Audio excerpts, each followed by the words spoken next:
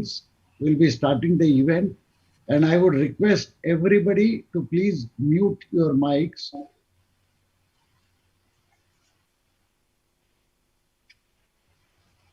Where is this? Your join launch with joy open. I don't know what happened. I don't know what happened. Open Zoom meeting. Launch meeting. Sir, we are live.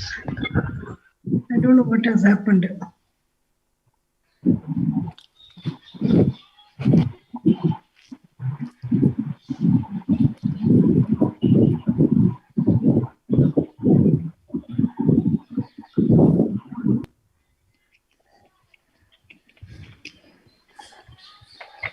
Sir, we can start. Good evening, friends. Good evening, Deepak.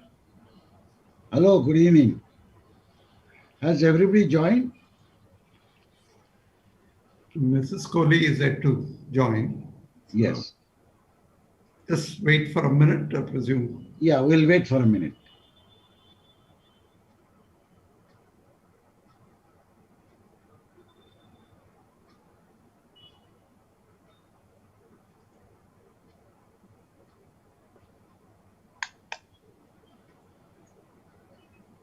Right. Good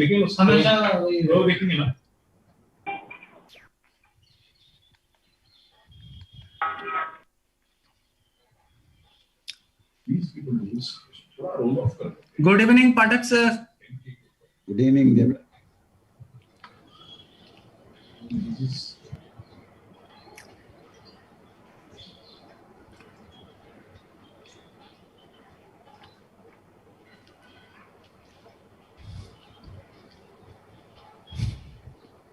You can see a lot of stalwarts in one place. Lot of stalwarts in one place. That is the beauty of the web world.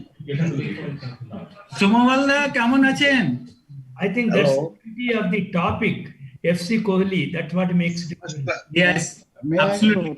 May I request everybody to please maintain silence. The event is live on YouTube and we're just waiting for Kohli madam to join. I request that everybody else should mute their mics, please.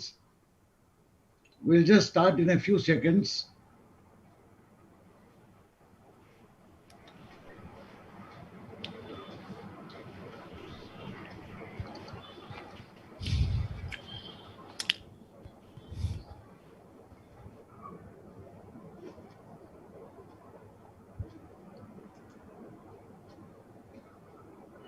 Good evening, Dr. Patak. This is Vijay Prasad, your student.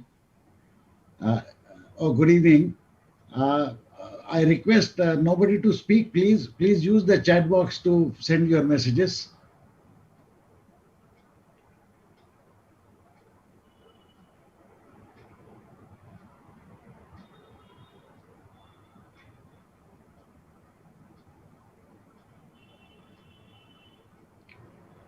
Should we start, Maha? Yeah, let's start. All right. So friends, welcome to this webinar, which is being broadcast on the occasion of the birth anniversary of our dear friend, late Dr. FC Kohli, the stalwart. I am indeed very happy to welcome all of you. I am particularly happy to welcome the three speakers who agreed to join the webinar and speak on specific topics which were very dear to Kohli Sahab's heart. My friend Mahalingam is going to conduct this webinar and I request him to take over, please. Before he starts, I would once again request that the event is also being broadcast live on YouTube. So I request everybody except those who are going to speak to keep themselves on mute to avoid any voice echoes. Thank you so much once again and welcome all. Over to you, Maha. Thank you, Professor Pathak. Sushant, can we have the film? Sure, sir. 1 minute.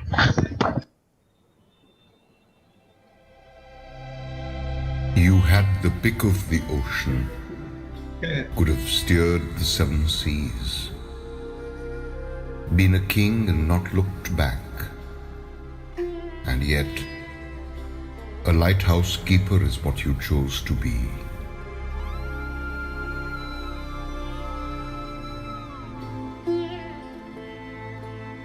O lighthouse keeper, keeper of our light, a rock to anchor to, beacon for the dark night.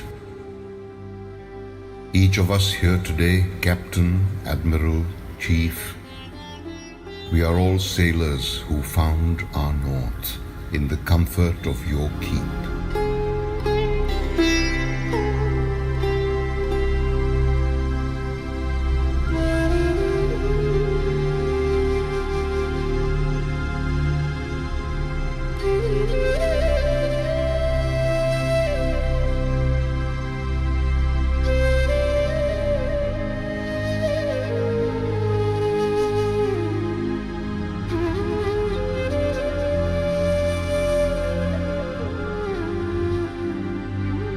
Untamed waters, maps without a name, alone at the helm like Gibraltar you braced.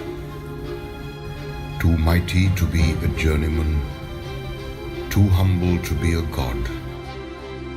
Farewell, my lighthouse keeper, keeper of my light. Your watch might have ended, but your life shall shine bright.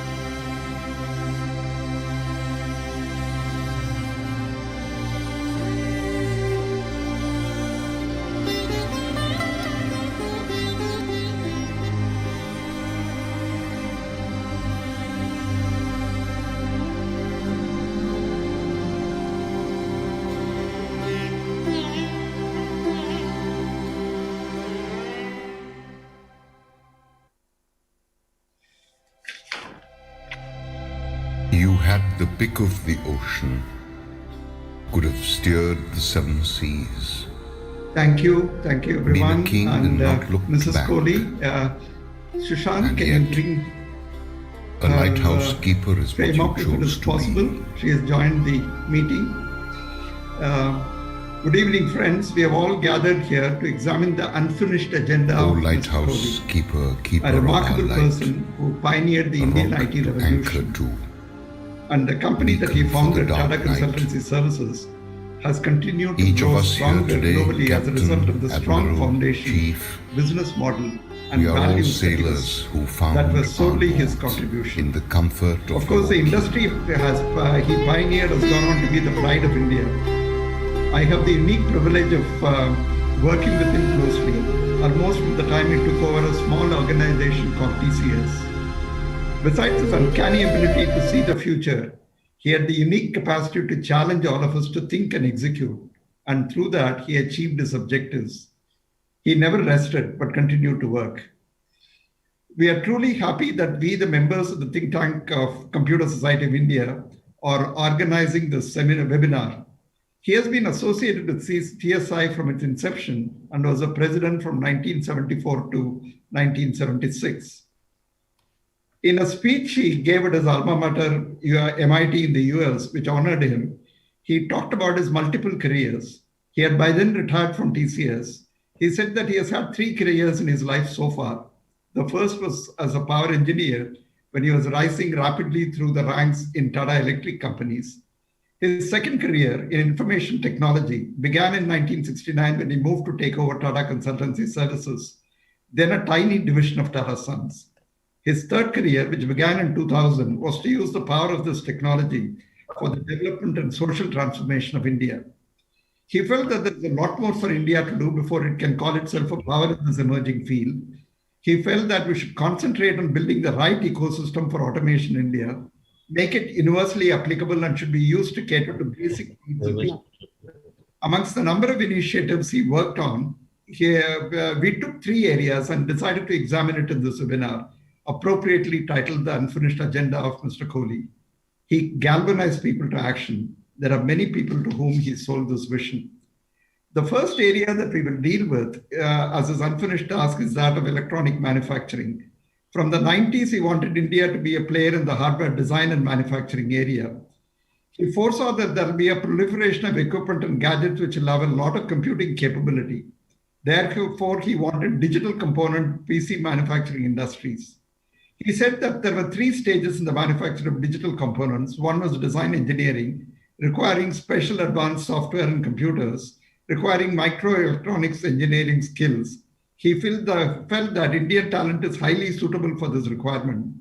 Second was embedded software.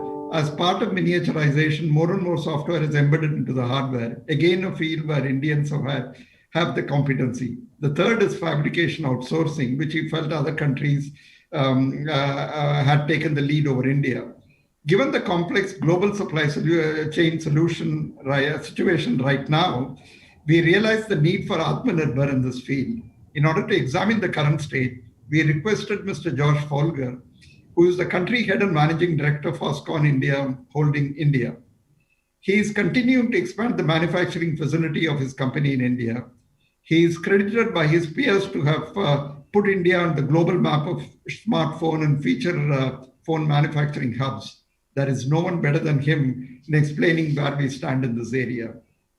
Another area of social transformation that Mr. Kohli worked on was in the area of making everyone literate.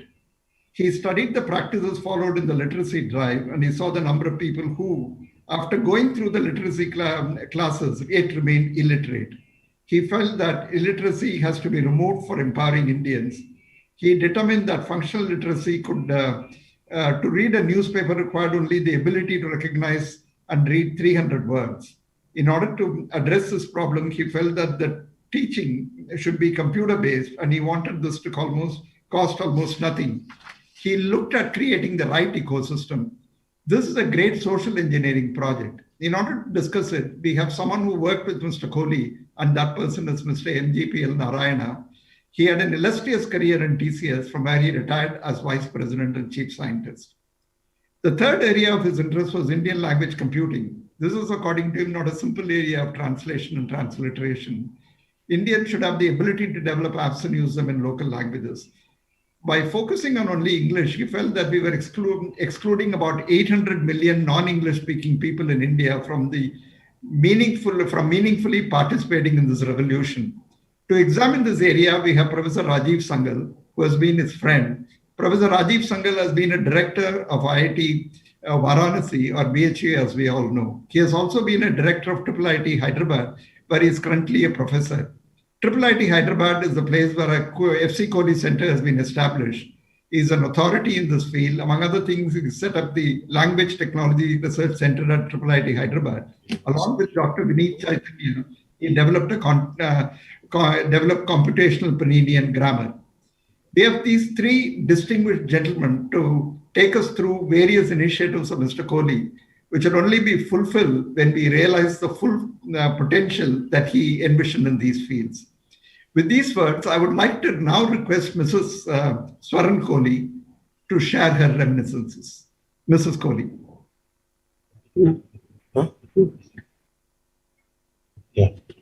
I have sent my talk across. I have sent it across. Okay. Would you like to say a few words? Because say a few words. Yeah. Okay. Yeah. I'm very touched by this program that has been planned in memory of my husband, and it deals with a lot of things that meant a lot to him, both the adult literacy and the other programs. And he had a lot of plans, and he had put forward and done a lot of work on the adult literacy. But what was his real desire that it must be the computers must start talking in Indian languages. So that is one appeal I want to make, that was his wish and desire, that unless and until the computers talk in Indian languages, it will not help the situation. So that is one basic thing that I want to emphasize on. Otherwise, I've given other things in my talk, which I hope will come forward. Yeah.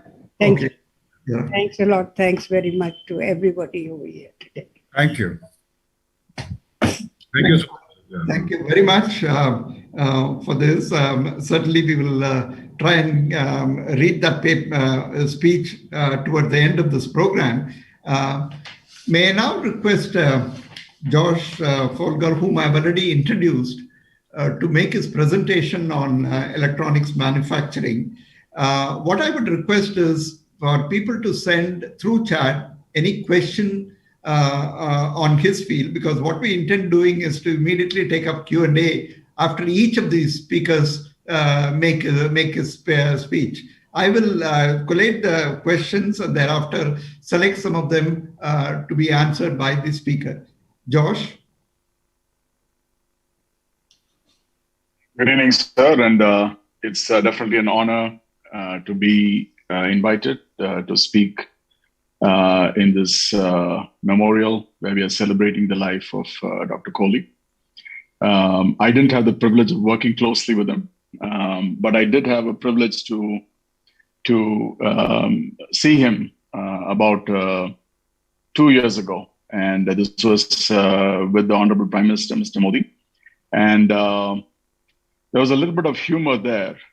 So there were actually, this was of course a lot of celebrities there, and there were three lines. Rather, there were lines for taking selfies.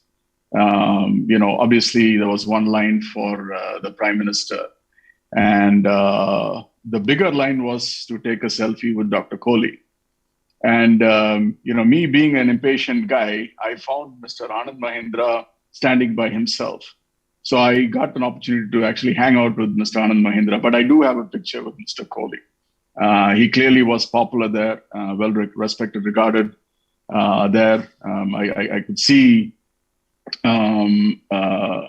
listening to all of you and how deep, the work he has done and the relationships he's built over the years means. So it's definitely an honor to be here. And thank you, sir, for inviting me here.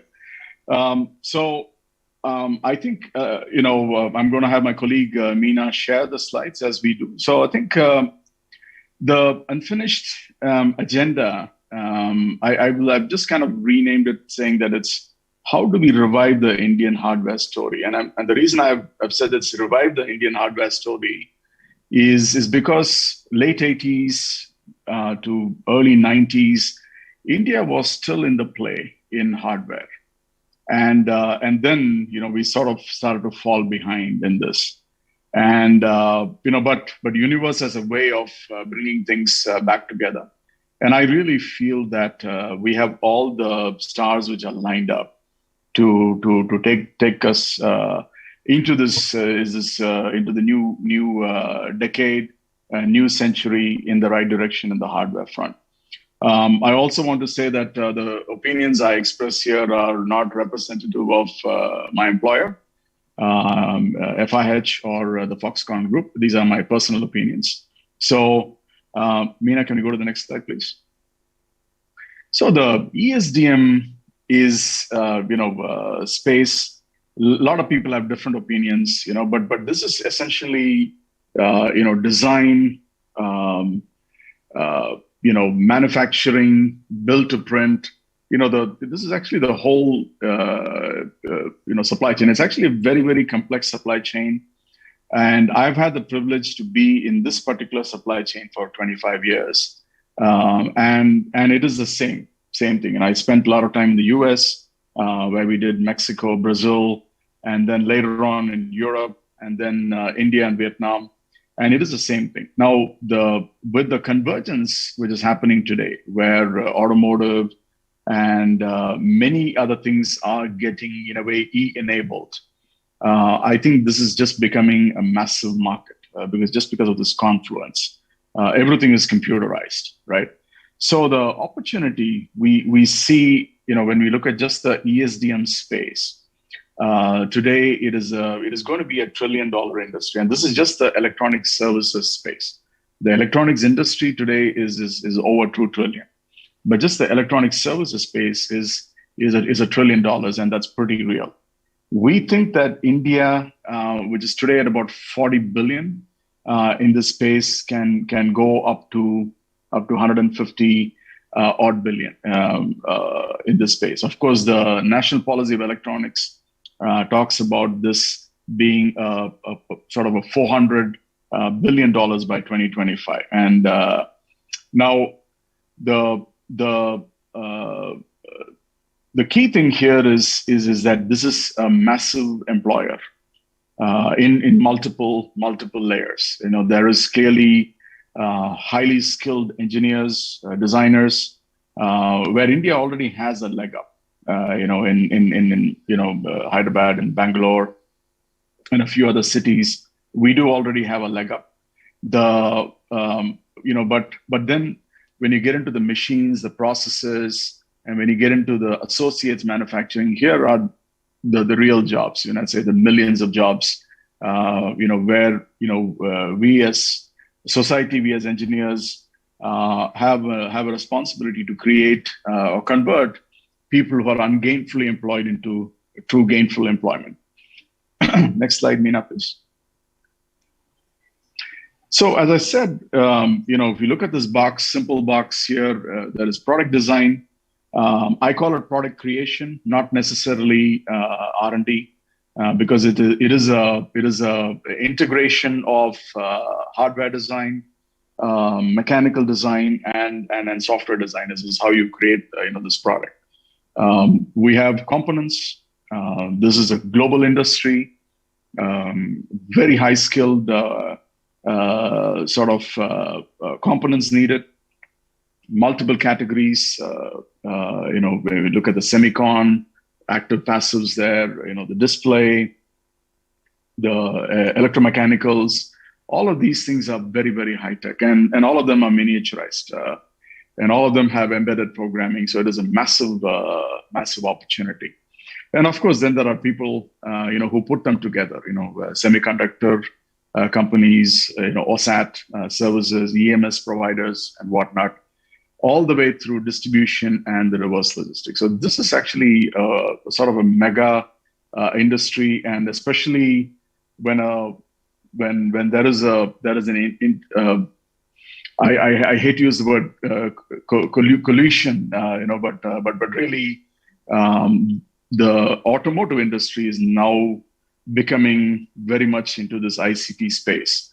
A lot of us hear about the shortages of parts, which are a result of many, many things, but really the pervasiveness of this is now becoming a lot more apparent, for people, be it IoT devices, be it servers, be it, your desktop PCs, your mobile phones, IoT devices, EVs, medical electronics. So it's a lot of end-use applications, all of them supported by a sort of a massive global supply chain of components and the supporting peripherals. Next slide, please, Meena. Now, India, what is the advantage of India? I think not to state the obvious, but I think the labor costs India has is fairly competitive. I think we really from a design standpoint, there's a lot of semiconductor design which already happens in India, and very importantly, the government today and many of the state governments are very, very progressive and supportive. So I think if there was a time, now is the time, I think, in my humble opinion. Next slide, please. So today, this space is about a $70 billion space. All of these categories, have fabulous CAGR opportunities. And I'll talk about what is propelling them in the next slides. But as you can see today, mobile phones, we took the lead on this about 6 years ago with Make in India, and it's made a lot of progress. Now there are some spaces here which are sort of not, hitting the headlines yet. Computer hardware, and these are all big spaces where we can grow, and this growth will essentially come. The 70 to 400 billion growth is really going to come from export and improved domestic consumptions and domestic manufacturing. So it's very, very important that we address this in the right direction. Okay, next slide, please. So the National Policy of Electronics, which came out right before COVID, really talks about the goals, for 2025. By 2025, this is supposed to create 10 million jobs, and these are 10 million, real direct jobs. The target is to export out. Of course, there'll be a lot of domestic consumption. There's going to be a lot of value addition, and really, in my opinion, it is a very, very well laid out architectural policy. And now, if you can go to the next slide, please. Now, when you look at India, and this is something sort of back of the envelope competitive things which I did. When you look at the competing geographies or countries, China, India, Brazil, Vietnam, Indonesia, India kind of checks all of the right boxes. It really is a conducive environment for IP to be protected, for reasonably large volume market, if not a value market. The workforce is available in plenty. There is reasonable penetration of smartphones. There is geo proximity for certain export markets. So I think it's it checks many of the boxes. The key now, for us is to really try to understand how to bring all of these advantages and take them, sort of convert them into opportunities. Okay, next slide, please. Now, we have done that in the last 6 years. One of the milestones we as an industry did achieve is that the annual production of mobile phones from 2014 jumped from 60 million to 320 million. We worked closely with the Ministry of Electronics, and then we were really able to achieve this goal. But there's still a long way to go. Now we are not only making phones here, people call screwdriver technology, but also components. Also some high level sub-assemblies are being done in India today, and all of this was actually built on the platform of Make in India. Okay, next slide, please. We can skip the slide next. So now I think Mr. Mahalingam talked about Atmanirbhar Bharat. Of course, coming from Chennai, and when you can speak about 10 words of Hindi, it took me about 2 months to say this properly.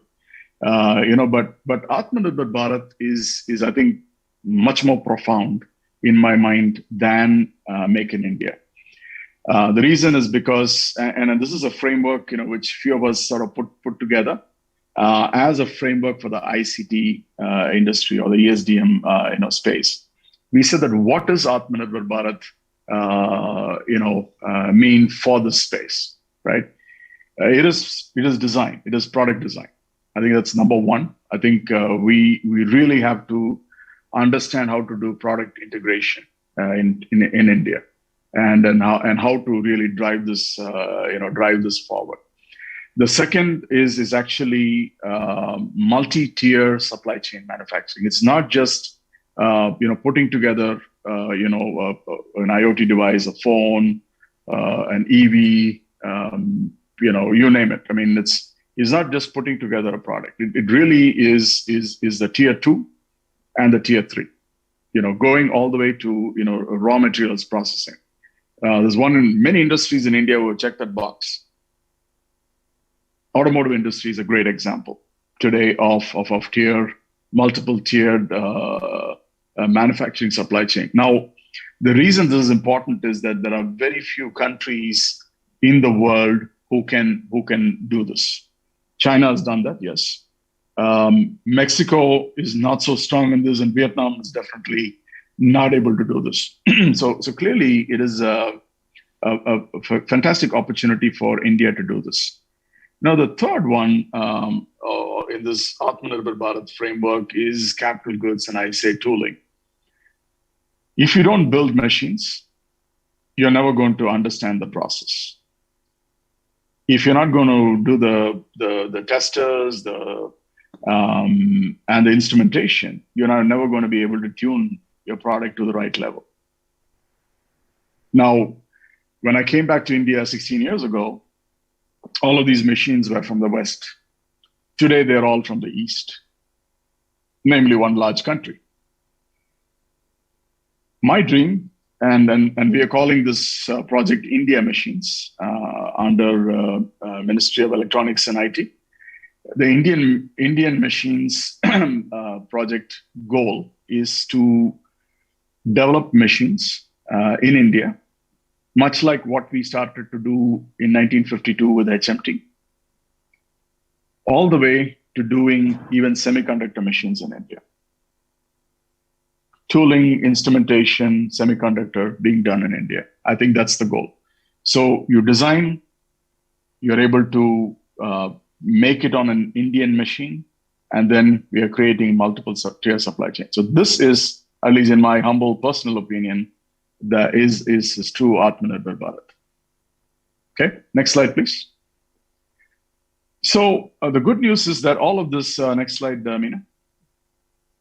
All of this is backed by policies. Atmanirbhar Bharat, the PLI scheme really is promoting this. Next slide, Meena.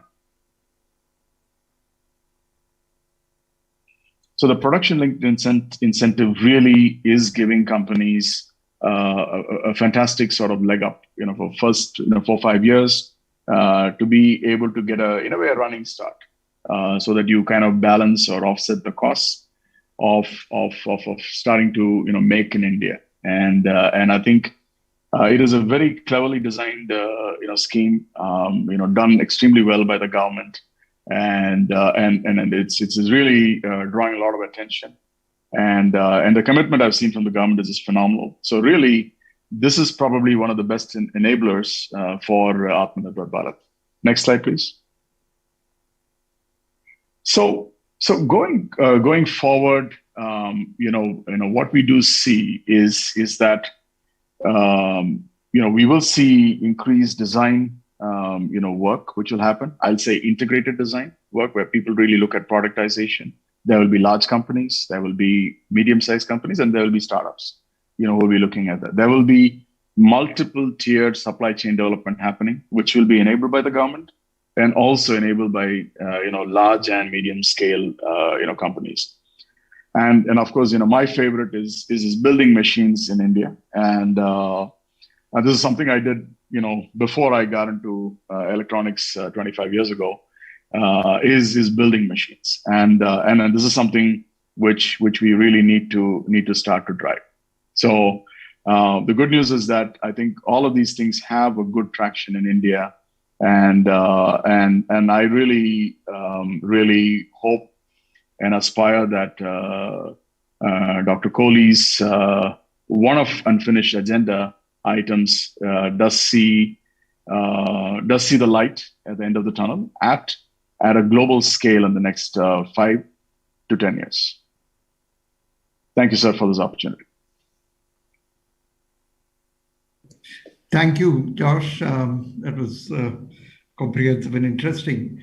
One of the questions is what you have talked about the government policies and the approaches that the government is now taking, the new initiatives and so on. How do we build skills and expertise in this area? Is there any role for educational institutions to still do in the areas of design and so on. What kind of a roadmap will you give there?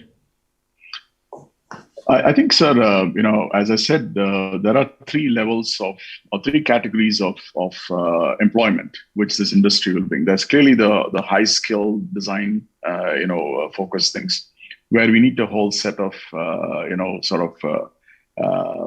skilling programs which will help them be really, really focused and specific. The second, and my favorite, is actually the technical degrees, the diploma. Guys, so this I really think in manufacturing, this is the core. These are the guys who are, end of the day, the boys and girls who are really getting their hands dirty, fixing these machines, building these machines, maintaining these machines, reprogramming these robots, and whatnot. You need a different sort of skill program there, and of course the millions of people who are in the associate category who come from all walks of life. And the idea there is how do you get them from an ungainful employment into a gainful employment, right? So in my mind, I think for the associate category, clearly, at least I feel the Telecom Skill Council, is doing a fantastic job. I'm blessed to be a part of that council. It's headed up in a very elegant manner. And I definitely see progress and opportunity there. On the top level, I think, as you very well know, Mr. Lakshmi of ex-Cognizant has pulled me into this ICT Academy. So we really want to stretch the ICT Academy a little bit more. This is a great opportunity for education institutions of different should I say, geographies in India. It's a great opportunity to link up and see how do you want to train the talent of people who are doing their BEs or BTechs. And I'm not saying that we should get them out of your former employer, TCS, but how do we sort of get them into hardware as well? So software has been a great a pull, but how do we get these kids, geared towards hardware? And sort of motivate them in that direction. I think it's going to be key. I think they're going to be very, very important. The diploma people who I think are very important. The good news is that these guys are hungry. They're very, very hungry to succeed, to learn, to improve. There are not many skill programs available. So all these three categories, there are opportunities which I think require a lot of work. Companies, like us, we invest a lot of time. We invest a lot of our resources, there, and I think the government. I don't ask necessarily for government support here, but I think this is something we need to address together as opportunities, where everybody can get involved, and I think it's a clear gap today because we do need skilled people. But we had a visit from one of the top government people today, and he was just sitting in the line. No, not sitting. He was standing next to the line. He was just watching, one of our ladies just operate, this machine. It was just automatic. He said, "What does this girl studied?" I said, "I think you can ask her yourself." And she said, "I've done BA Tamil literature, and so here she is operating a robot, and it is possible." So people are very smart, in our country, and I think we should just empower them and just give them the opportunities. So I think great question, great opportunity, a lot to do, but it can be done. Thanks, Josh. I think you brought out the scale that we are attempting to achieve with the proactive initiatives of the government, and hopefully we'll move towards realizing the ambition that Mr. Kohli had, because basically he felt that India will not be able, cannot spend its way or cannot import its way in this revolution. It has to happen from within. Thanks a lot. Now I will now request Mr. MGPL Narayana, who is of course my ex-colleague, to talk about the adult literacy program that Mr. Kohli was so passionate about. Thank you, Maha, for inviting me to talk on this great forum. In fact, I'm glad to see so many of ex-TCS colleagues here. Some of them are my bosses. Hi, everybody, and good to see all of you. In fact, of my career, it happened in Hyderabad almost, mostly working in cybernetics. One of the close area to Dr. F.C. Kohli. And the other areas are IEEE volunteering. That is what I did extensively by being in Hyderabad, gave an opportunity, TCS gave me an opportunity.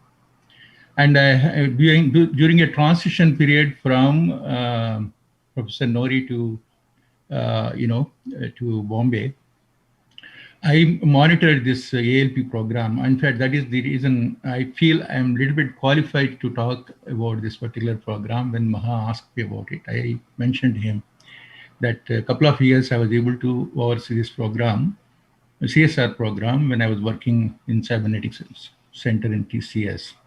These three important things, cybernetics, that is systems thinking, IEEE volunteering, and then this ALP program are very close to Dr. Kohli. So either directly or indirectly, right from I joined TCS in 1982, I was associated, directly or indirectly with him. I'm very glad to say this. And thanks again, Maha, for this opportunity. I'm going to now open up the presentation from my deck here. Where is it? Okay.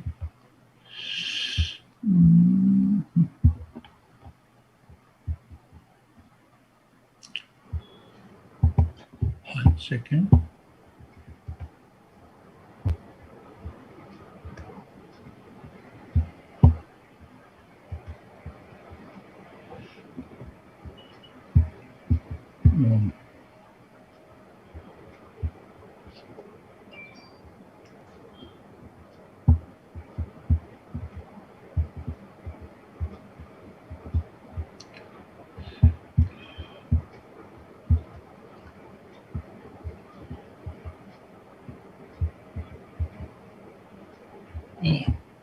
You may have to stop sharing this screen and select the screen in which your presentation is there.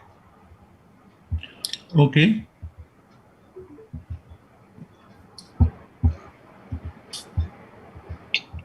You have to first stop sharing this screen. Okay. And now in the share screen. I'm getting it. Yes.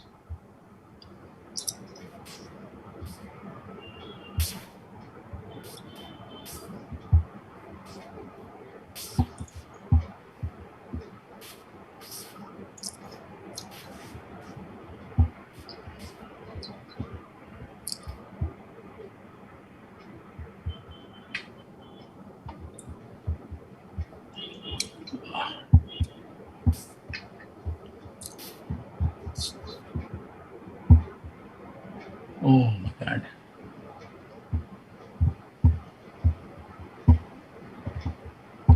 Maha, do you have his presentation? You can otherwise share it and then we can advance the... I also have. Sushant, can you please share that screen? Yeah, I'll share, sir. I think that's better. Yeah, it is there now. I've shared. Excellent. Thank you. Thank you, Sushant. This is the one. CBFL in short is computer-based functional literacy. So I'm going to talk about the design and implementation of the same. But before that, I want to introduce a little bit on this program. So when you hear Sushant, please mute yourself. So when you hear such statements like I can read newspapers and I can do my business well, expressed by newly turned in literate adults coming out of CVL program, it's reassuring as these people are empowered to conduct normal social life with self-respect and pride. These adults are originally illiterates, but can speak their language, their native language. These adults feel reading is worthwhile and hence they feel they are worthwhile too in a society they are living in. The idea of computerized program to tackle the India's low latency rates was the brainchild of former Deputy Chairman of TCS, Dr. F.C. Kohli. His pioneering work in ALP aimed at making a literate person in 45 hours instead of traditional 200 to 300 hours of classroom learning has won several accolades and adopted across geographies within and outside India. A pilot run was conducted in 2000 in March 2000 in Andhra Pradesh in a village in a community hall. From 15 learners who participated at that point of time for a successful run, it resulted now over 1 million people over this period have been passed through this literacy program. At a cost of $6 to $7 per learner, the individual acquires a 700-word vocabulary, enough to enable people reading signboards on bus, straight documents or government advertisements or bulletins, and even reading newspapers in their own native language besides helping their child in their schoolwork. In 1988, UN report said that there is 1/3 of the people in India who are illiterates, right? Across the globe, if you look at it, 1/3 are in this thing. And census, 2011 census said that 26% of the people are illiterate in India, and that just improved a little bit. Now it is 22 after 10 years. That is illiteracy. It was estimated that it would take another 30 years to reach the 90% literate. In a nutshell, Sir, sorry to interrupt. I guess you are seeing your slide at your desktop, but I'm not changing the slides. So you will need to tell me where to change. No, you don't need to change. I'll tell you. Okay. Sorry. No problem. Go back to the previous slide. So in nutshell, CBFL program is developed with animated graphics and voiceovers delivered in a PC format as an infotainment. Experts found that puppet theater model is the best suited for the folklore and traditional forms of entertainment in villages, because most of the illiterates are coming from villages. The CBFL is one of the first ever 5 patents granted to the company. The following presentation looks at the key concepts of human cognition and language and its cybernetics, seen from the point of view of illiterate adults preparing to learn a language. Theory suggests that the language is the basis for learning, which supports further activities like reading and writing, and can be argued further that it supports logic, reasoning, and reflective thinking and whatnot. Can you go to the next slide, please? So there are theories and approaches that are put forward here. So next slide. Yeah, this is fine. Human beings are blessed with thoughts triggered by sensations and feelings from the memory, which are originally formless, but then come out as having sound characteristics, which are known as sounds of thought guided by one's language.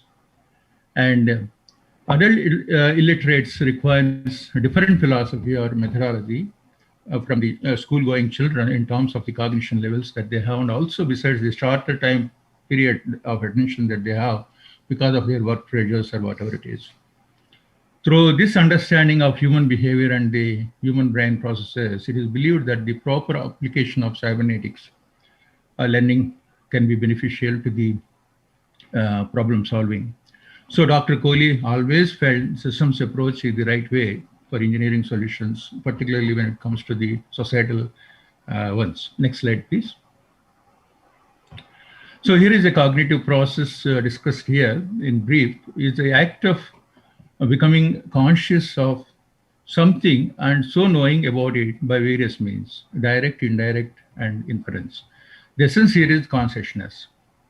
Man is a mental being, thinker, and conceptualizes everything. According to Professor P.N. Murthy, who is one of the co-inventor in this particular initiative, he was also my mentor in cybernetics. He stated that the man's cognition and intelligence are dependent on the level of consciousness from physical to spiritual. So direct means it is the recognition of the graphic patterns. Then the next one is indirect means association with the sound patterns of these through the scripted words. You can see the sound is being put in there. Next slide, please.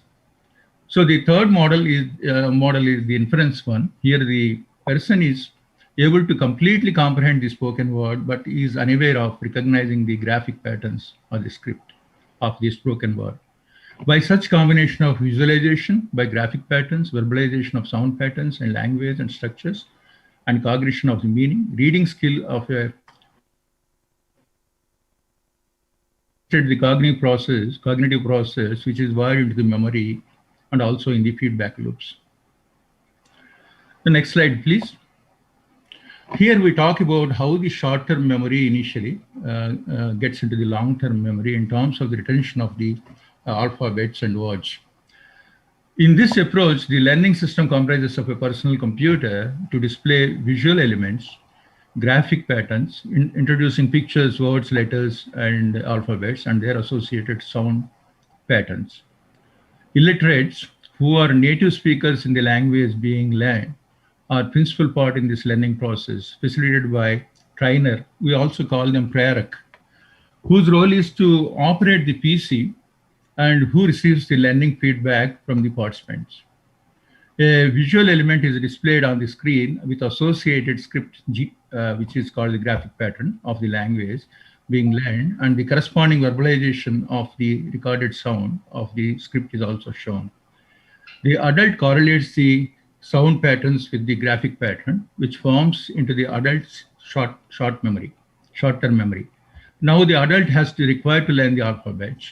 So by slowly disaggregating, you get to the alphabet level, and again aggregating, you will get to learn the new words. That is the way you increase the, the corpus of the words and alphabets of the individual. With repeated practice of this mode of learning, the adult develops long-term memory of alphabets, letters, that is retention. Get to the next slide. Here is the cybernetics in action of the cognition and the language learning. You can see that box actually, which is the one which is facilitating the recognition, recall, and retention. It is a learning process through a feedback mechanism actually is happening. Thus, by identifying incomprehensive input to comprehensive one, the learner is ready for the next learning process through practice, that is recognition, recall, and retention. And feedback, there is an external correction is also applied here by way of those prerats, and transition from short-term memory to the long-term one. Next slide, please. Here is the environment which is set up schematically. This is displayed here. The NLMs coming from, Government of India with the lesson scripts and this thing, and these are converted into e-primers. So in this model, the core concepts to be conveyed are delivered by using reasoning technologies like case-based and rule-based and model-based to support the instruction as well as the assessment and feedback. Case-based actually is used, to derive new words from the old words, while the rule-based is the set of rules to create those rules of inference. Visual elements are used to introduce words, letters, and their associated sounds, and instructions are delivered with sound elements. Storyboard, puppets, these are the things that are used, to create the kind of images and the sound, which are actually grasped by the learner, and then he actually replies it back, and then the prarak is the one who actually corrects this thing by way of that feedback, and hence this thing is taken care. So by way of this repeated things, this is what is happening, that over a period of time they actually get that corpus of set of words actually. The next slide, please. Here is a comparative chart how this particular CBFL is faring over the conventional modes of teaching, wherein you can see that when there is an instruction led, there is less motivation, and it takes 300 hours, to complete this and whatnot. So you can see the relative comparison and how well the CBFL method is scoring over this, with the multimedia in action. And it takes, towards the end, you can see that it takes 5 to 7 years to make the entire country literate, whereas it takes, so many years, maybe 30 years to make the country literate by the conventional way. Next slide, please. So the company, here are some of the products or packages that are there actually. In fact, it's right to say these are the packages. They are not products. That means they are not for sale or anything like that. These are given for free for the people who to run with this by the company. The company saw itself as a technology provider actually, and giving off its core competency in developing the package, undertaking the field work only to provide the the technology, but appreciating the fact that they have to get associated with the government officials, NGOs, and state resource officials. The program is also operational in some of the jails in India. Maybe 70,000 people also, I was told, they became illiterate. People became literate. Next slide, please. In total there are 9 languages. 3 of them and 6 of them are here, and these are their Indian languages, where when it's fully implemented, that you can see that it covers a large part of India for the literacy and all. So earlier in 2010, in fact, that is the time I was associated with this particular program. There is a program launched by the government by name Sakshar Bharat. Actually, the idea is that in 2 years' time, they want to make 70 million people literate. So that overall, they will have some 80% literate people in India. This is started by National Literacy Mission Authority as well as state resources centers at the state level. In fact, TCS operated in a camp mode for this particular thing as directed by them. Around 900 people were trained in 3 states or 9 camps actually. And there is a National Institute of Open Schooling which has come forward to do the evaluation test, and they certified that the success of the CBFL program, because it has got less dropouts and excellent ratings in terms of A ratings, excellent ratings they got, all the learners. And however, they further wants to validate with taking some more centers, camps and whatnot. That is called Sakshar Bharat scheme that was running that point of time, by the way. Okay, next slide, please. Here are the 4 languages that I have shown here. 2 of them are in the initiative of UNDP, that is the Arabic and Spanish. And the 2 other languages are African languages, Sotho and More. The Sotho is the one which is from South Africa. Actually, in fact, the TCS team discovered that there are several languages in South Africa. Some of them do not have script at all, actually. Many of them do not have the script. And however, there are phonetic sounds identified, and then about 40 phonetic letters were identified to develop a script language for Sotho, which was a great success in South Africa. And similarly, the More, in fact, that is the one which happened during my time. Those people came from Burkina Faso. Their language is More. And in fact, what they have is the real initiative for them is that they don't get the microloans unless they are certified to read by way of this program, adult literacy program. So even now during pandemic time also, I was told that these people took a lot of interest in terms of making themselves literate. And then there is a nationwide plan to deploy this, More adult literacy program in that country. Next slide, please. So these are some of the field pictures. You can see that, prayer-X, how they are handling it. And there is a picture here from one of the jail. In fact, I went to one in Pune also just to talk to them with my mentor, Professor P.N. Murthy. And these are the more, things being done in African country. So the next slide, please. So these are some of the references I want to cite here. And we published a couple of papers in IEEE. Myself and Azmat Ali, in fact, he is very active. Azmat is a colleague in TCS. He's there for the last 13 years working in this area, and is a very field oriented after having developed all the technology that is there. So in conclusion, next slide. So it is estimated that it would take now 2060 for the universal literacy at the current rate of doing whatever we are doing actually, okay? Not through the CSR initiative, but otherwise in the country.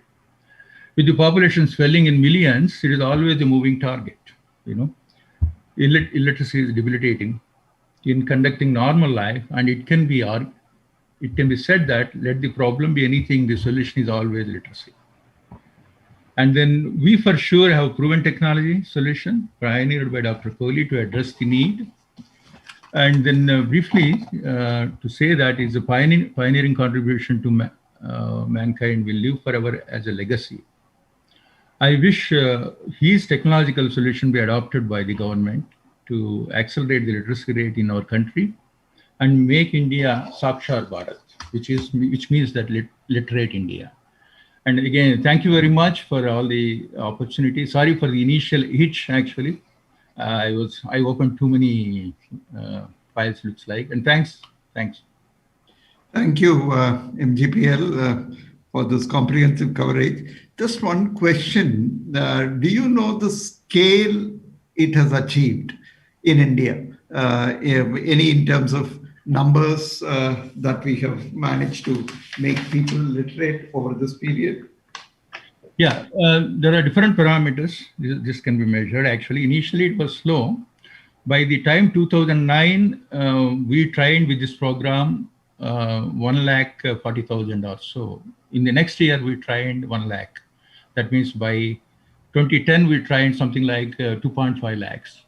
But from then to now, we trained 7.5 lakhs, more than 7.5 lakhs. Overall, we trained something like more than 10 lakhs, 1 million. It's going on because you see the dependency is to do with the kind of, the priorities that are there actually, right? So that is about the numbers.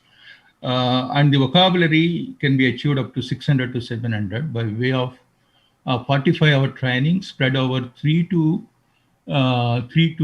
4 months. And even the conventional one takes 6 to 18 months, and that too, they take something like 300 hours that we already said. Again, the rate at which people can read the newspapers can vary anything between 12 words per minute to something like 35 words per minute, depending on. But I'm very glad myself have seen in Anajpuram here in close to Hyderabad. I went there, beginning of the inauguration time I went to start the program, and also I went there after 30 days because it was a bit intense program. They did over a period of 2 hours per day. These are all mostly adults only, of course, 15 plus. Some of them could be school dropouts. But I have seen that the kind of pride that they were having in their eyes, they were able to read what is written on their wall, saying that if you don't get, in 15 days, please contact this number. They need to get some support or welfare from the government. This is what is required. So they are empowered to read all that and then take the charge of their life. So that is what I noticed. So these are some of the figures that I know of. Thank you, MGPL. That was very good. This is one of the programs that I think we need to continue to keep pushing at various levels and so on in order to make it literate Bharat. Now let me turn to the third speaker today, which is on the important area of Indian language computing. May I request Mr. Professor Rajiv Sangal to make the presentation. Yeah, thank you, Mr. Mahalingam. I'm honored to be invited to talk about this, about language computing, Indian language computing. I'll just share my screen. It takes a minute.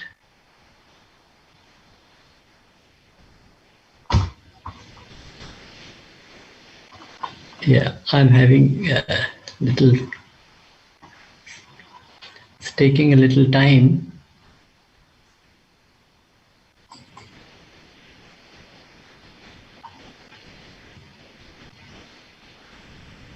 Kids.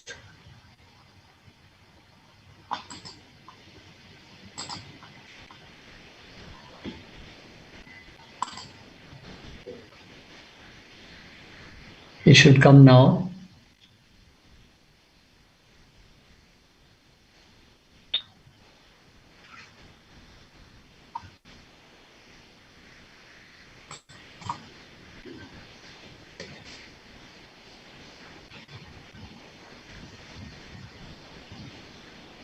Yeah, are you able to see the screen? Yeah, we are.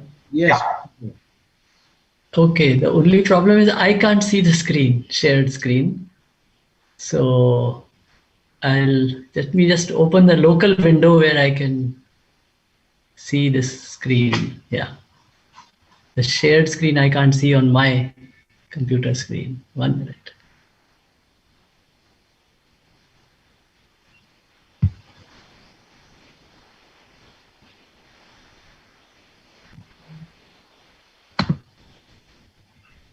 I think from slide rule days to Yeah. load 2, 3 to Excel, now you all have to learn Zoom skills also. Yes, yes. Yeah, it's just machine becomes very slow while you are setting it up. That's my experience. So one clicks and then one waits. So it has come. Can you see the screen? Yes, we can. Please go ahead. Yes. Thank you. So I'll talk about Indian language computing. And let me say a few words about Dr. Kohli, the visionary.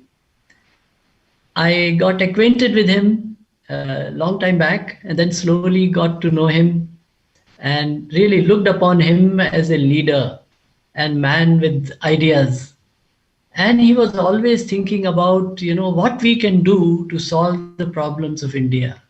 And he believed that we have to solve Indian problems by working on them as engineers and use technology.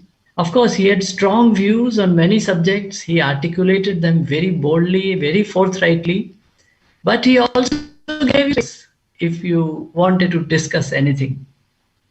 And that was the part really I liked.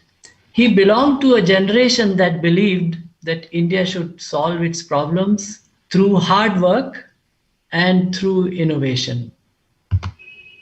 The areas that are well known, and besides the area of software and electric power, he was associated with education. The first computer science degree program was started in 1961 at Kanpur. He supported it, he helped in setting it up, in hiring, in selecting faculty and so on. And 40 years later, I'm sure he has done many things in between, but 40 years later, when he became the chairman of the Board of Governors of College of Engineering, Pune, he transformed that institution and he connected education with practice. So our colleges, earlier erstwhile well-known colleges, he made sure that they connect with practice. The education is with real life laboratories and so on. His second aspect, which I heard many times from him and on which he emphasized the need to work on hardware. He said software alone is not enough. We must work on hardware also. India must produce its own hardware. He believed in research, even when the research was highly theoretical, very little connection with practices, current practices. For example, the conference on foundation of software technology and theoretical computer science. So he supported that, and TRDTC Pune, which did a very good work in doing all this with Professor Nori, he was always behind this support. Now, besides this, that was also the time I got connected with him much more. One was, of course, literacy, and that has already been talked about. The second thing that he mentioned to me, this was more like 2012 or 2011. So he said that he always called me Singhal. He said, Singhal, why don't you work on language translation for judiciary? Do you know that from lower courts to higher courts, from district court, let's say, to high court and Supreme Court, all the documents which in the lower court are in local languages, regional languages, in the higher court, they have to be made available in English. And this is one cause of delays in our judiciary. So he said, why don't you work from Indian languages to English? And I've been working in machine translation all my life, last 40 years. I said yes, and with several colleagues, In fact, I asked several of my colleagues to take up this particular work specifically for judiciary. And this work indeed got taken up, and there are some good results. He also talked about, this was I think around 2015 or 16, he said, no, we must design programming languages which are based on common people should be able to not only use computers, they should also be able to learn programming. They should be able to program computers. He was always very far-sighted, and today I see as the smartphone is in everybody's pocket, now that's a computer, then somebody who knows programming hopefully will be able to do things. But this will require, I think, a redesign of interfaces. So we want smartphones that make people smart, not smartphones that make people dumb. So the use should be easy, simple things should be simple, but hard things should be possible by means of learning how to, let me use the word, program them. And this will work only if it's available in people's local languages. Now, outline of my talk, why Indian languages and translation. I'll talk a little bit about the language technologies, status of technology and its readiness today, and then about commercialization of this technology. So let me start right away. So you see, there are probably the smart devices are in the hands of common man today.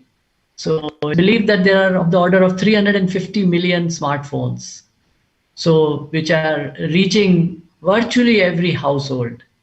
These phones allow access to the internet, where the whole lot of material is there. But unfortunately, the content is in English, and content access is needed in our own languages. If you look at an example of education, more than ever before, education has expanded. Many students in education who are not proficient in English, and careers in Indian languages are largely missing. So these students find it difficult. If I take the example of courseware, NPTEL, which are also now being put on Swayam, already put in Swayam. So there are video lectures available, excellent material, one of the best in the world, but it is all in English. And Ministry of Education, erstwhile MHRD, estimates that there are 25 lakh users currently. This is my figures are about a year old. However, if available in Indian languages, there will be 1 crore users. There will be 10 million users. After pandemic, I think these numbers have skyrocketed. And why only higher education? Even for school education. If you have such devices for translation, speech-to-speech translation, then the material can also be available in Indian languages, such as TED lectures.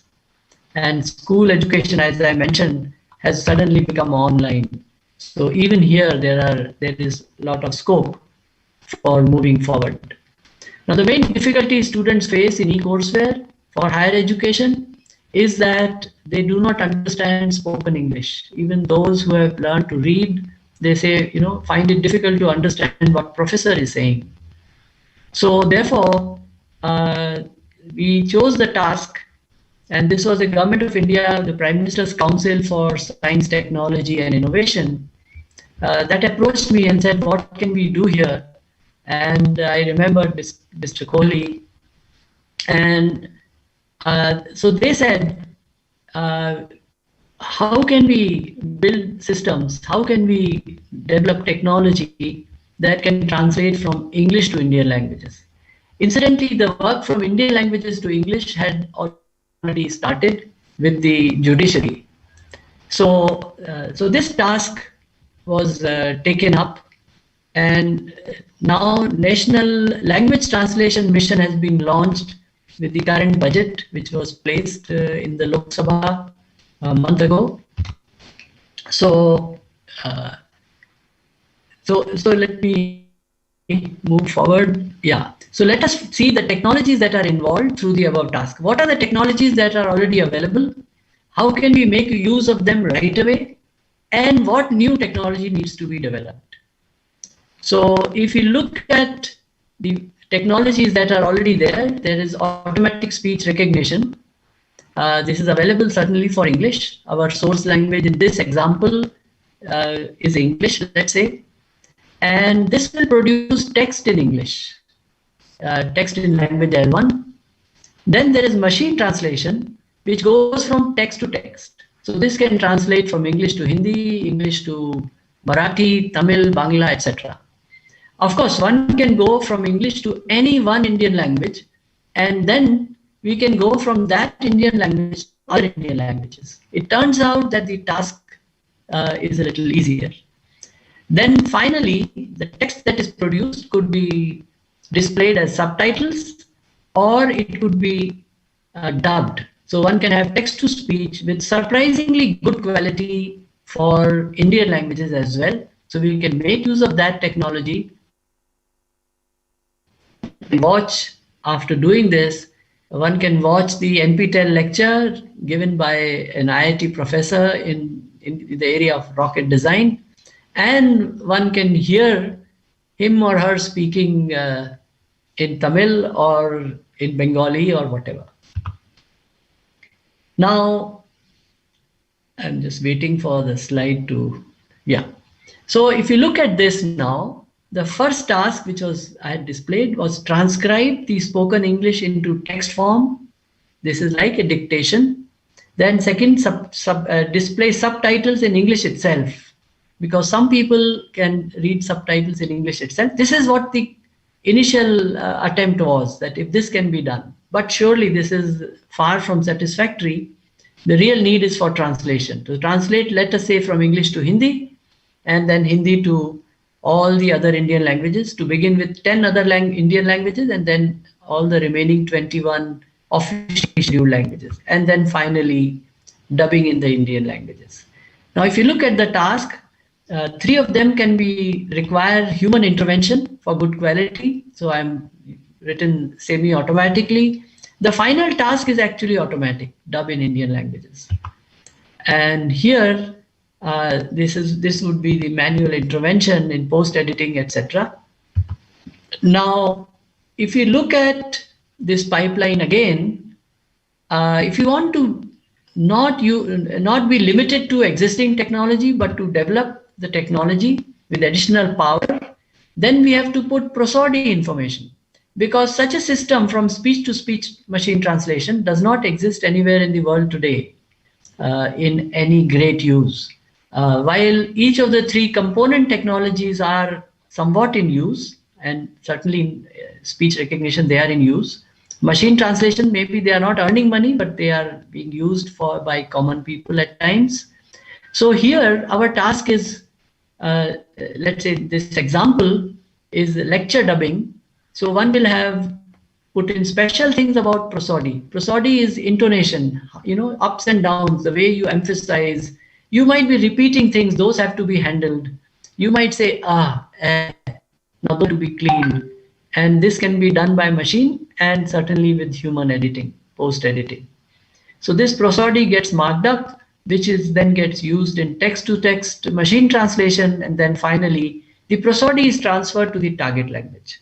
So this is the new elements that will have to be built. And with the launch of the mission, work has started on existing technology, putting it together, as well as developing the newer technology, which will be good for translation. So let me tell you a bit about the status and the readiness of technology. So the automatic machine translation, English to Indian languages, the languages are very different, grammatical structures are different, so the quality of translation is low. So certainly it will require human editing. Among Indian languages are similar, quality of translation is higher, so less editing is required. It still requires editing. On the speech side, speech to text, ASR, automatic speech recognition, systems have been developed for dictation, but here now we want to produce not just text, but rich text which has prosody information, ups and downs, and so on. So, but as far as the raw dictation is concerned, good results have been reached in the current technology. The current technology starts failing or starts giving a lot of errors the moment you go to a domain. So if you say I want to translate lectures in rocket design or lectures in a chemical plant design, suddenly you will find that the rate for recognition has gone down. The errors have gone up tremendously. So one of the things that we would have to do is to incorporate these elements about domain, about prosody, about discourse, so that the quality goes up and the errors go down. Now, if you want to use this technology for commercialization, because that is also the aim of the language translation mission launched by the government. So the salient features, as I was mentioning, human-aided transcription and human-aided post-editing of the machine output. Okay, so this would remove errors through human intervention. And the whole idea is that as technology progresses, the post-editing requirements, the error correction goes down because the quality goes up. So the way we sort of designed the language translation mission is to develop technology that can be customized to domain. The technology itself, we want to make it neutral. It should be able to handle any domain, general purpose language. So it can be customized once you say, no, I'm doing mechanical engineering, or I'm doing psychology or banking or whatever. So this can be customized. And second aspect, the cost of human post-editing should keep reducing. And the goal that is set for the technology is 2 to 10 times productivity. In 3 years, we hope to produce productivity of 2 to 3 times for human translators. So if a human translator could produce 1 page in 1 hour, he would be able to produce 3 pages in an hour. And over a period of 7 years, I would say, we should be able to produce 10 times productivity. So although as the quality goes up, there might be areas where you may say, oh, I'm ready to live with the errors. Please give it to me online while the system is on. However, for this, we need a close coupling between system customization and commercialization. So let me come to that aspect. So there is a special role of startups for doing all this. So first of all, what are the kinds of services? One is translation as a service, where you provide good quality tools, supplying for translation agencies, publication industry. We want companies to come up who become co-developers of technology tools and support from academic institutions and government. Even the core technology, we want to have open contests or challenge rounds by which startups can come, and so also young people who might be in college and who want to compete and produce either a specific part of the technology or even the whole technology. So for doing this, by doing this, we hope the best will come forward, and this as new things get discovered, they become known and they become transferred, they get transferred to other people. So over a period of just a few years, we will have better quality technology. Now, today in machine learning, data is the key. Data is the oil, as they say. The machines will run provided you have petrol, or today I can say if you have solar power. So similarly, machine learning will be there if you have data. So corpora, language corpora is the key. So creation of language corpora for all Indian languages, and to begin with for 11 Indian languages, including Hindi, of course. So this needs to be done. And again, this can be a task which can be carried out by our startups, who then slowly learn this new technology and become developers of the technology itself, the core technology itself, or a whole set of tools that are required. And these are to be facilitated by what are called as centers of excellence, located in the tech transfer centers of, let's say, the IITs and IIIT. So through technology that gets developed gets transferred to the, and this center then transfers this technology, does hand-holding of companies, startups, established companies, whoever, and this technology gets transferred. So the whole idea is to build this ecosystem, and there will be, of course, a whole lot of new areas, culture, tourism. I had mentioned education as an example. So interpretation of speech for tourists, governance and information dissemination, judiciary, traditional knowledge, and language learning in school, all using language technology. So in conclusion, this is an unprecedented opportunity where there is an acute need. Users are demanding content. This demand is coming from bottom up. This is not an artificial demand. This is there. And technology readiness level is also there. So if you look at these two, this means that there is space now for market. So on one hand, technology development can be in R&D, and this can then be transferred. So then there can be a large number, there is an industry which can come up for taking this technology and transferring. So there is a rare combination occurring at this time, and it's the right time to take this work. I've talked about technology development, customization, improvement. Now what about the demand catalyze? There is a need to catalyze the demand, and government is actively involved again in this. So translate government websites for all ministries, translate online content, particularly in education, in science and technology. Of course, there is enough work in private domain once the market starts working in this area, attracting companies, developing companies in this area who provide translation services using machine translation. Then there might be companies which provide tools and so on. Partnering with state governments is critical, language-specific mission in each state. And there is also an ambitious plan for doing crowdsourcing to create Indian language content. And this content will again be used as data for machine learning. So government, and at this time, government has recognized the need and already put an outlay of 500 crores for 3 years. So coming back to Shri Kohli, as I was saying, now to a generation that said India can do it. Of course, it needs hard work, but so what? Roll up your sleeves and work. But use your brains, use technology, use innovation. So I think our true homage to him would mean working on his unfinished agenda, hardware, language translation, programming language based on Indian languages. So this is one thing that he mentioned, which still remains an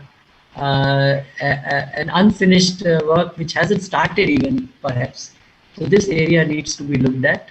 And literacy is, of course, there. I thought literacy is now slowly going away, but if we can speed it up, that will be very good.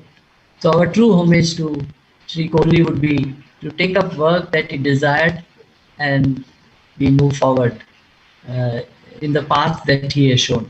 Thank you. Thank you very much, Professor Sangal, for that comprehensive coverage, technology, development of the ecosystem, and so on. There is only one question. I mean, there are a few comments and so on, but one question was with regard to the push is really coming from the government in terms of taking this forward. Is there any push that's coming from the private organization? You have talked about the startups and so on from private, but is the push to develop this technology to make it useful? Yes. So the push has really come from common people, I would say. So there are people who endlessly send emails to government, to IITs, please make your NPTEL content available in Indian languages. I think similar is the story in other areas. From industry, the industry which does translation currently uses very little computer-based tools. So that industry is slowly now learning. That industry will also demand these tools.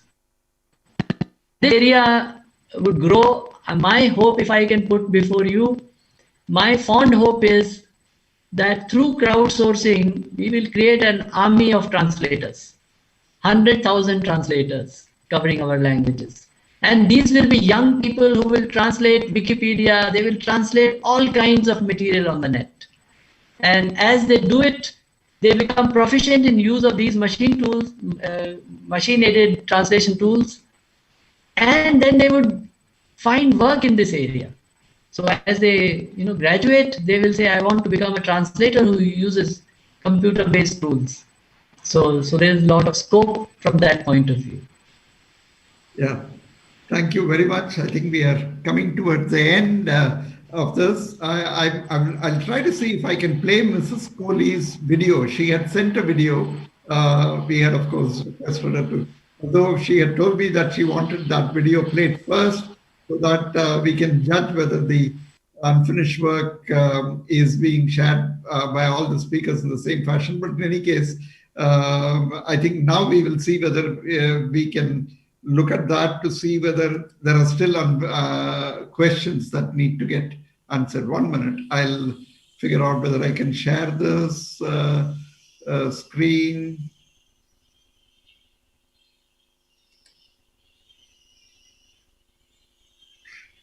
If I can do that very quickly, I'll do that. I'm not able to get that done at this time. So we probably will put it in our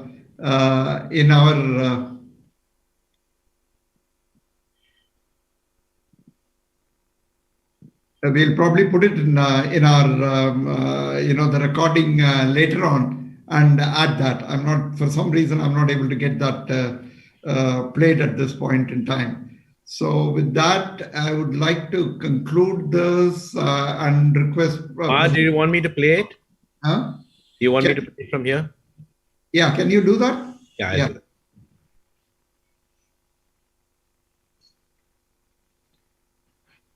You may have to give control to him. No, I think. Yeah.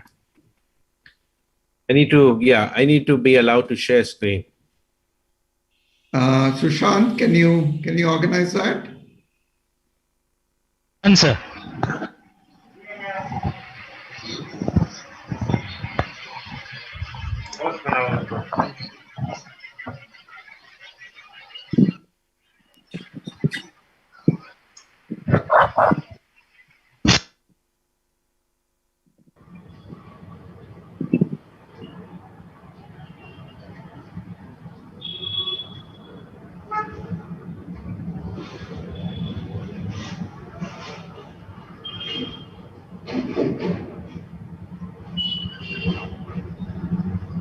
Is it working?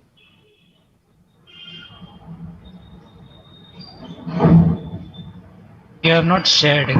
There is a share button on the bottom. Yeah. Okay.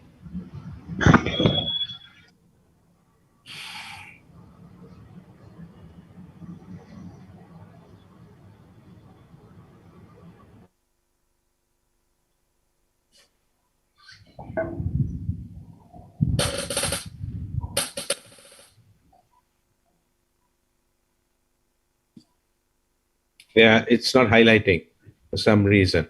Okay.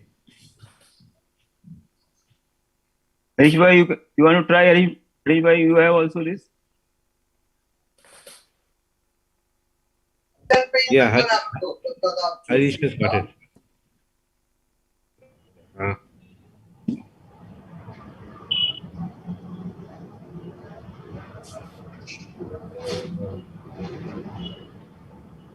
Harish, you are able to do that?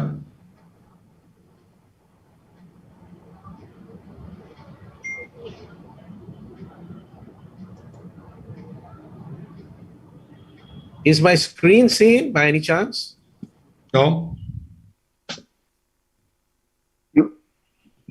You have to share, sir. You have to share your screen.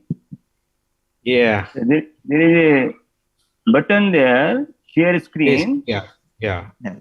So you say share window. Yeah, now it has come. Yeah. Green with an arrow. Correct. Okay, thank you. Yeah. Every individual must participate as a citizen of the society we live in. He took special interest in the education of children of employees and staff members, both at Tata Electric and TCS. He helped them with their schools, admissions, and whatever other help they needed. Over and above the children, he was very concerned about adults who had missed the bus, who had not gone to school and had not got educated. He realized that some people must be missing the education. So therefore, he felt very strongly that no one should be handicapped. He devised and started working on computer-based adult literacy so that both women and men would have the basic knowledge and are able to manage their lives without being a burden. And they became part of the society. He ensured that women were also participating in this program. Therefore, he encouraged flexible timings for adult literacy. Thereby, women who attended to their chores and even attended classes carrying their suckling babies. He took adult literacy to other developing countries such as South Africa, Sri Lanka, and others. Once on a trip to South Africa, we went to a school where adult literacy classes were being held. At that school, we visited a 44-year-old South African lady. She told Fir and me that she was a mother of 7 children, and each one of them made her do errands for them. But when she wanted money, they would postpone, and some pretext or the other keep on postponing giving her the money. However, now she has been taking the adult literacy classes, and now I can read and write. I put money in the bank when I want to, and I take out money from the bank when I want. I still do errands for my children because I am a mother. But now my children also respect me and they ask me to lend them some money. This was a very happy experience that we learned from this lady. Another incident he used to quote was that when a local election was taking place, the candidate made a number of promises, such as providing uninterrupted supply of water, repairs of roads, etc., etc. At the end of the lecture, a few women went up to the gentleman and said, "Sir, please write all this down, as now we can read, and so if we have a problem, and we will come back to you and you will solve our problem." The work of the adult literacy was handed over to the literacy mission. He was all the time on the lookout for the country's problems and what role could be played to solve those problems.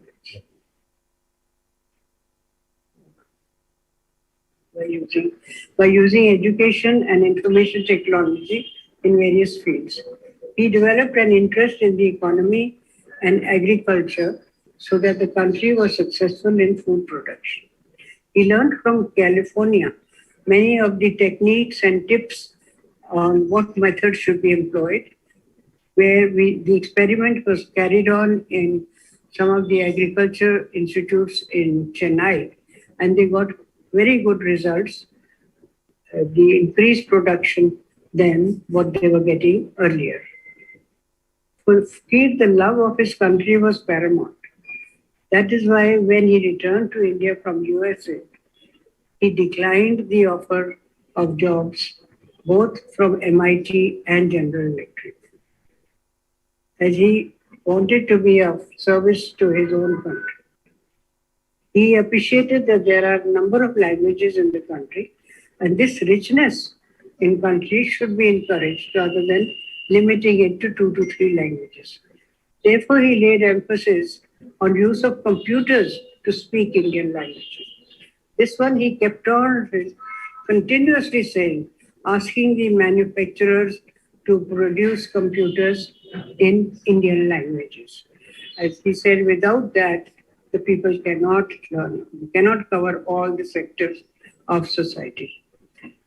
It would be a pity if all this work is left halfway, as it was his passion for the country which could stand on top of the world.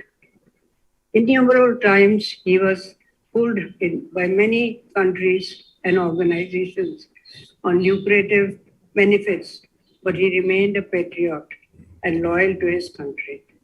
Hope his country would be carrying out all this. So, thank you. Thank you, Mrs. Kohli. That was truly a great reminiscence and truly very inspiring.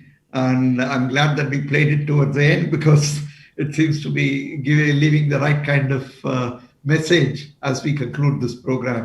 May I now request Professor Phatak to conclude the program? Thank you, Maha. I begin, first of all, by thanking Kohli Madam to personally appear on this webinar and share the memories of the unfinished task, in spite of her being in difficult times. It was very great, Madam. Thank you so much.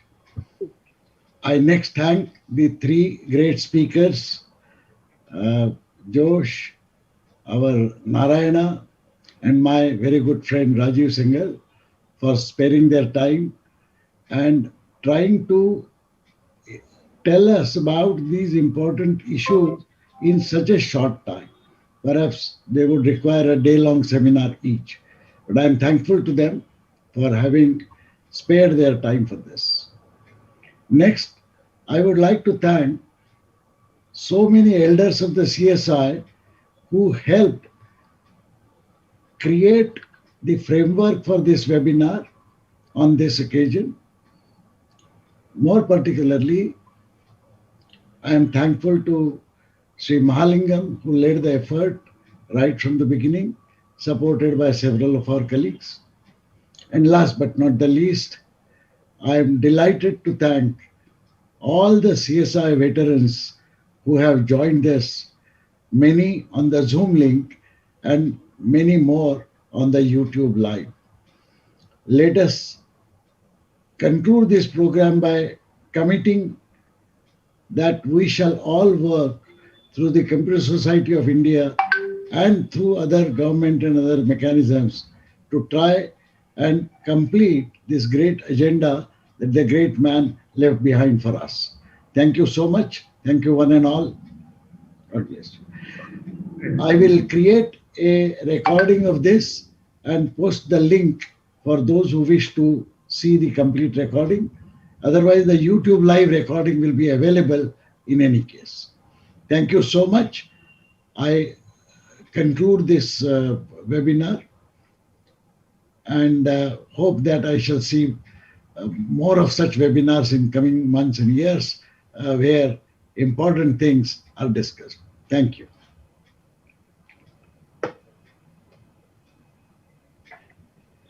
I declare the event closed. Sushant, may please stop recording. I request all the kind participants to check out, please.